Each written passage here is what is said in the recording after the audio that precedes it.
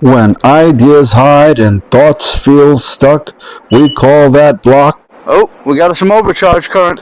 We call that block a bit of bad luck. But fear not, friend, it's just a phase. Let's spark that fire in brand new ways. First things first, don't stress or strain. Okay, hold up. Hello, and welcome back to another video. Welcome back, people. This is the new and improved EUC NYC guy. Okay, back to our poem. Creativity's not a constant train. Sometimes it drifts and takes some time to rust, but trust it'll come back at its best.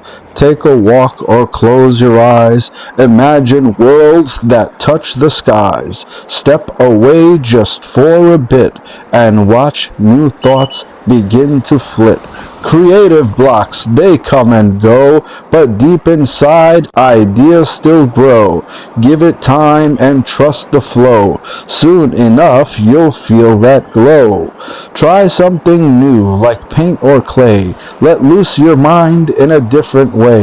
The brain needs play to break the chain, to free itself from thoughts so plain. Listen to something or read a book, or find a quiet, cozy nook. Sometimes it's rest that fuels the brain, a gentle break to ease the strain. Take a nap. Creative blocks, they don't define the strength and spark of your own mind. So breathe, relax, and know it's fine. In time, your ideas will align. It's normal to doubt, to feel unsure, but don't you quit. Keep searching more. In that pause, new seeds will start, and soon you'll find the missing part. Remember this, when thoughts seem slow, it's just a phase, and then you'll grow. The block will fade, your mind will soar, and you'll create like never before. So here's to blocks, they're part of art. They test our soul, they stretch our heart. With patience, faith, and time to mend, you will find your spark, my friend. It may be lurking just round the bend. Thank you, folks. Hey guys, thanks for tuning in. Today I want to talk to you about creative blocks.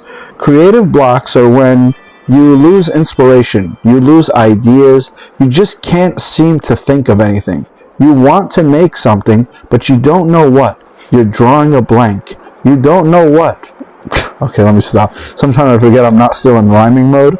But anyway, creative blocks, when they happen, it just means you need to take a break or switch the scenery or read something, and you'll find ideas will come flooding back. So just take a second and step aside and renew your perspective in any way that you can. Folks, I'd like to read some of the comments real quick with you guys. I don't know if I can share them on the screen every time, but I do want to address them at least verbally while I'm writing, and I want to talk about some of my favorite comments and comments that ask questions. I want to reply to all the comments in writing, but I know that sometimes my undivided attention is very difficult to bring to the table if I'm driving or if I'm doing other tasks. It's hard to look, read, and type replies. But when it's time for me to ride and talk about what I feel inside, I really gotta stop rhyming. When it's time for me to talk, I can look at comments, and then just the ones I remember from reading them earlier, I can reply right here during the videos. So let's take a look at some of the comments from the last videos that you guys put up. And thank you to absolutely everyone. Even if I don't get to every comment, thank you all. I do read them all.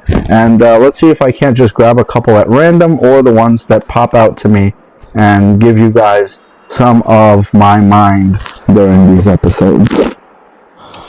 So what you need to know about creative blocks is that they can be incredibly frustrating, but they're also a very common experience for anyone who's engaged in any type of creative work. Even if you're drawing or making music, you can have creative blocks. Even if you're doing what I do, which is you ride your wheel around town and you talk about different topics or ideas. This takes planning and knowing what you want to talk about ahead of time, and all of that can still be hindered or even stopped completely by the feeling of a creative block.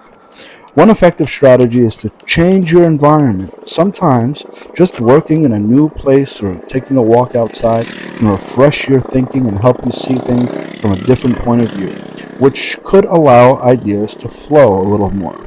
Another thing I find useful with this type of thing is to embrace your limitations.